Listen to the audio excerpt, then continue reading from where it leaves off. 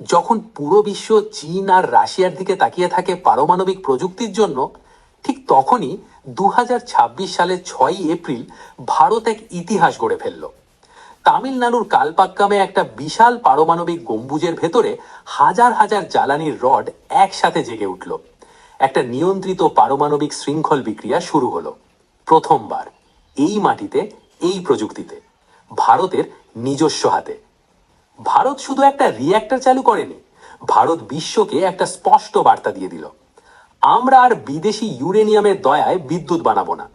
আমাদের আছে বিশ্বের সবচেয়ে বড় থোরিয়ামের ভান্ডার, আর আজ থেকে আমরা সেটাকে কাজে লাগিয়ে নিজের শক্তির ভবিষ্যৎ নিজেরাই করব। প্রধানমন্ত্রী নরেন্দ্র মোদী এই ঘটনাকে বলেছেন ভারতের পারমাণবিক যাত্রায় এক ঐতিহাসিক ও সংজ্ঞায়িত পদক্ষেপ। কিন্তু বন্ধুরা, এটা শুধু বিজ্ঞানের সাফল্য নয়, এটা আত্মনির্ভর ভারতের জয়। এটা ডক্টর হোমি জাহাঙ্গীর ভাবার 70 বছরের স্বপ্নের জয়। এটা সেই ভারতের জয় যে দেশ আর কারোর ওপর নির্ভর করতে চায় না, না শক্তিতে, না প্রযুক্তিতে, না নিরাপত্তায়। নমস্কার, আমি সঞ্জু, আপনাদের সিএ বাংলা চ্যানেলে স্বাগত জানাই। গল্পটা শুরু করতে হলে যেতে হবে সেই সময়ে যখন ভারত সবে স্বাধীন হয়েছে। 1947 সালের পর ডক্টর হোমি জাহাঙ্গীর ভাবা ভারতের পারমাণবিক কর্মসূচির জনক একটা অসাধারণ পরিকল্পনা তৈরি করলেন। ভাবা বুঝেছিলেন যে ভারতে ইউরেনিয়ামের মজুদ খুব কম, কিন্তু থোরিয়ামের বিশাল ভান্ডার আছে এই দেশে। পৃথিবীর মোট থোরিয়াম মজুদের প্রায় 1/4 ভারতের মাটিতে লুকিয়ে আছে। তাহলে থোরিয়ামকেই কাজে লাগাতে হবে। কিন্তু থোরিয়াম সরাসরি পারমাণবিক জ্বালানি হিসাবে ব্যবহার করা যায় না, সেটাকে আগে রূপান্তরিত করতে হয়। আর সেই রূপান্তরের জন্য দরকার একটা বিশেষ ধরনের রিঅ্যাক্টর। সেই চিন্তা থেকেই ভাবা তৈরি করলেন ভারতের 3 ধাপের পারমাণবিক কর্মসূচি। প্রথম ধাপ, চাপযুক্ত ভারী জলের রিঅ্যাক্টর, যাকে বলে PHWR। এই রিঅ্যাক্টরগুলো চলে প্রাকৃতিক ইউরেনিয়াম দিয়ে, আর পাশাপাশি উৎপন্ন করে প্লুটোনিয়াম 239। এই প্লুটোনিয়াম হলো পরের ধাপের জ্বালানি। দ্বিতীয় ধাপ হলো ফাস্ট ব্রিডার রিঅ্যাক্টর। এখানেই PFBR আসছে। এই রিঅ্যাক্টর প্রথম ধাপের প্লুটোনিয়াম দিয়ে চলে, বিদ্যুৎ উৎপাদন করে এবং একই সাথে থোরিয়াম থেকে ইউরেনিয়াম 233 তৈরি করে। তৃতীয় ধাপ, সেই ইউরেনিয়াম 233 দিয়ে চলবে থোরিয়াম চালিত রিঅ্যাক্টর। আর তখন ভারত সম্পূর্ণ পারমাণবিক জ্বালানিতে স্বনির্ভর হবে। ভাবা বলেছিলেন ভারতের থোরিয়ামের মজুদ দেশকে প্রায় 60,000 বছর পর্যন্ত শক্তি সরবরাহ করতে পারে। 60,000 বছর! এই স্বপ্নই আজ বাস্তব হওয়ার পথে। PFBR এর সাফল্য মানে সেই দ্বিতীয় ধাপে ভারতের প্রবেশ। তৃতীয় ধাপের দরজা এখন খুলতে শুরু করেছে। এখানে আপনাদের মনে একটা প্রশ্ন আসতে পারে যে PFBR আসলে কি, কিভাবে কাজ করে। ঠিক আছে, এবার একটু গভীরে যাওয়া যাক। PFBR মানে হলো প্রোটোটাইপ ফাস্ট ব্রিডার রিঅ্যাক্টর। এটা একটা 500 মেগাওয়াট বৈদ্যুতিক ক্ষমতার রিঅ্যাক্টর। তামিলনাড়ুর কালপাক্কামে অবস্থিত। একে বানিয়েছে ভারতের নিজের প্রতিষ্ঠান ভারতীয় নাভিকিয়া বিদ্যুৎ নিগম লিমিটেড, যাকে সংক্ষেপে বলা হয় ভাভিনি। আর এর নকশা তৈরি করেছে Indira Gandhi centre for atomic research, IGCAR. এখন প্রশ্ন হলো, ফাস্ট ব্রিডার মানে কি? দুটো শব্দ আলাদাভাবে বোঝা দরকার। ফাস্ট মানে এই রিঅ্যাক্টরে নিউট্রনগুলো ধীর করা হয় না। সাধারণ রিঅ্যাক্টরে জল বা গ্রাফাইট দিয়ে নিউট্রন ধীর করা হয়, কারণ ধীর নিউট্রন সহজে ফিশন করে। কিন্তু ফাস্ট রিঅ্যাক্টরে দ্রুত নিউট্রন ব্যবহার হয়, যা ইউরেনিয়াম 238 শোষণ করে প্লুটোনিয়াম তৈরি করে। এবং ব্রিডার মানে এই রিঅ্যাক্টর যতটা জ্বালানি পোড়ায় তার চেয়ে বেশি জ্বালানি তৈরি হয়। এটা শুনতে অবিশ্বাস্য লাগে, তাই না? যতটা খাও তার চেয়ে বেশি তৈরি হয়।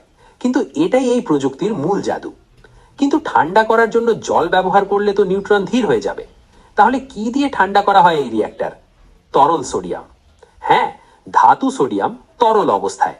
1750 টন তরল সোডিয়াম এই রিঅ্যাক্টরের ভেতর দিয়ে প্রবাহিত হচ্ছে। সোডিয়াম এত ভালোভাবে তাপ পরিবহন করে যে কোনো চাপ ছাড়াই উচ্চ তাপমাত্রায় কাজ করতে পারে। কিন্তু এখানে একটা বিশাল সমস্যাও আছে।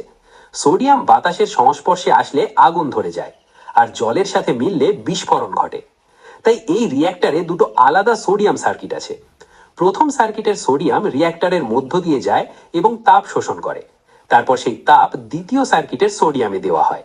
দ্বিতীয় সার্কিট থেকে তাপ যায় বাষ্প তৈরির যন্ত্রে, এবং সেই বাষ্প দিয়ে টারবাইন ঘুরিয়ে বিদ্যুৎ তৈরি হয়। এই ডিজাইনটা এতটাই জটিল যে তেজস্ক্রিয় এবং অতেজস্ক্রিয় সিস্টেম কখনো মেলে না। এখন জ্বালানির কথায় আসি। পিএফডিআর চলে মক্স জ্বালানি দিয়ে, মানে মিশ্রিত অক্সাইড। এতে আছে ইউরেনিয়াম 238 এবং প্লুটোনিয়াম 239, আর চারপাশে থাকে একটা ব্ল্যাঙ্কেট ইউরেনিয়াম 238 বা থোরিয়াম 232-এর। এই ব্ল্যাঙ্কেট নিউট্রন শোষণ করে নতুন জ্বালানি তৈরি করে। সহজ কথায়, এই রিয়াক্টর বিদ্যুৎ বানায় আর পাশাপাশি নিজেই নতুন জ্বালানি তৈরি করে ভবিষ্যতের জন্য। তবে এই সাফল্যের গল্পটা কিন্তু সরল ছিল না। পিএফবিআর এর নকশা শুরু হয়েছিল 1980-র দশকে, নির্মাণ শুরু হয় 2004 সালে এবং প্রথম লক্ষ্যমাত্রা ছিল 2010-এ চালু হওয়া, কিন্তু সেটা হয়নি। বারবার প্রযুক্তিগত সমস্যা এসেছে। এটা ছিল একটা first of its kind technology, মানে এই ধরনের রিয়াক্টর আগে কখনো ভারতে তৈরি হয়নি, তাই প্রতিটা সমস্যাই ছিল নতুন শিক্ষা। 2020-তে বলা হয়েছিল 2021-এর মধ্যে চালু হবে, সেটাও হয়নি। 2024 সালের মার্চে প্রধানমন্ত্রী নিজে কালপাক্কামে গিয়ে প্রথম ফিউয়েল লোডিং উদ্বোধন করলেন। তখন সবাই ভেবেছিল এবার হয়তো হবে, কিন্তু আবার নতুন প্রযুক্তিগত সমস্যা। অবশেষে 2025 সালের অক্টোবরে AERB মানে অ্যাটমিক এনার্জি রেগুলেটরি বোর্ড চূড়ান্ত জ্বালানি লোডিং এর অনুমতি দিল। আর তারপর এলো সেই দিন, 2026 সালের 6 এপ্রিল। রিঅ্যাক্টর ক্রিটিক্যালিটি অর্জন করলো। ক্রিটিক্যালিটি মানে কি? মানে রিঅ্যাক্টরের মধ্যে নিউট্রনের উৎপাদন এবং নিউট্রনের ক্ষয় সমান হয়ে গেছে, মানে একটা স্থিতিশীল নিয়ন্ত্রিত শৃঙ্খল বিক্রিয়া চলছে, বাইরে থেকে কোনো সাহায্য ছাড়াই। এটা পারমাণবিক বিজ্ঞানের একটা অত্যন্ত গুরুত্বপূর্ণ মুহূর্ত। এরপর থেকে রিঅ্যাক্টর নিজেই চলতে পারে। এই বিলম্বের যন্ত্রণা ছিল। বাজেটও বেড়েছে, 3,500 কোটি টাকা থেকে প্রায় 7,000 কোটি টাকা ছাড়িয়ে গেছে। কিন্তু সংসদে যখন প্রশ্ন উঠেছে, তখন সরকার বলেছে এটা ফার্স্ট অফ ইটস কাইন্ড টেকনোলজির স্বাভাবিক বাধা। অন্য কারোর কাছ থেকে শেখার সুযোগ ছিল না, নিজেদেরই শিখতে হয়েছে, নিজেরাই ভুল করেছে, নিজেরাই শুধরেছে। আর এটাই হলো এই সাফল্যের চতুর্দশ মাহাত্ম্য। কিন্তু এখন প্রশ্ন হচ্ছে যে এটা বিশ্বের জন্য গুরুত্ব কেন? এবার একটু বড় ছবিতে দেখি। এই মুহূর্তে পৃথিবীতে মাত্র একটা দেশ বাণিজ্যিকভাবে ফাস্ট ব্রিডার রিঅ্যাক্টর চালাচ্ছে, রাশিয়া। পিএফবিআর সম্পূর্ণ চালু হলে ভারত হবে বিশ্বের দ্বিতীয় দেশ যে এই প্রযুক্তিতে কার্যকর। কিন্তু এর গুরুত্ব শুধু মর্যাদার জন্য নয়।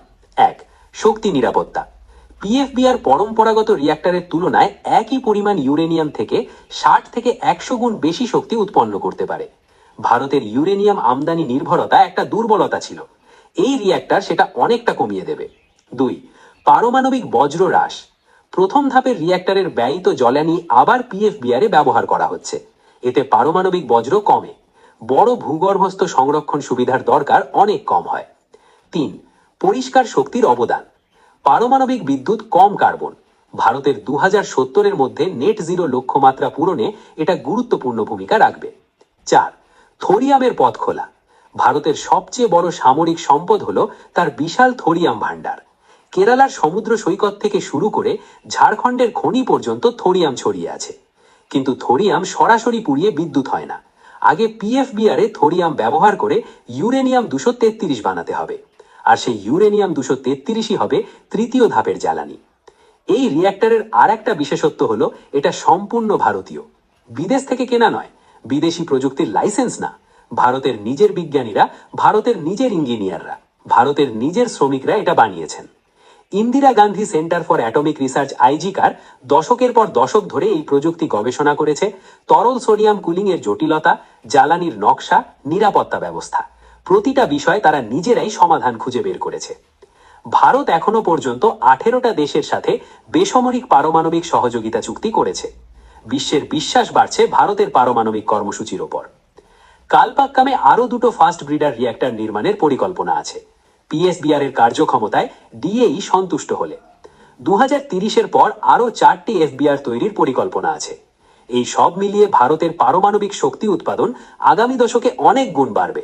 বন্ধুরা, এই পিএফবিআর শুধু একটা রিঅ্যাক্টর না, এটা হলো ভারতের সেই প্রতিশ্রুতি যে দেশটা তার শক্তির ভবিষ্যৎ নিজেই গড়বে, বিদেশের উপর নির্ভর না করে, নিজের থোরিয়াম, নিজের বিজ্ঞান, নিজের মানুষ দিয়ে। বাধা ছিল, বিলম্ব ছিল, সমালোচনা ছিল, কিন্তু শেষ পর্যন্ত বিজ্ঞান জিতেছে, অধ্যবসায় জিতেছে। আর ভারতের কোটি কোটি মানুষের জন্য এর মানে হলো আগামী প্রজন্মের জন্য একটা উজ্জ্বল, পরিষ্কার, স্বনির্ভর শক্তির ভবিষ্যৎ। এই ভিডিওটা যদি আপনার ভালো লেগে থাকে, শেয়ার করুন আপনার বন্ধুদের সাথে, কারণ এই গল্পটা সবার জানা দরকার। পরের ভিডিওতে আবার দেখা হবে, ততক্ষণ ভালো থাকুন। ধন্যবাদ। জয় হিন্দ, বন্দে মাতরম।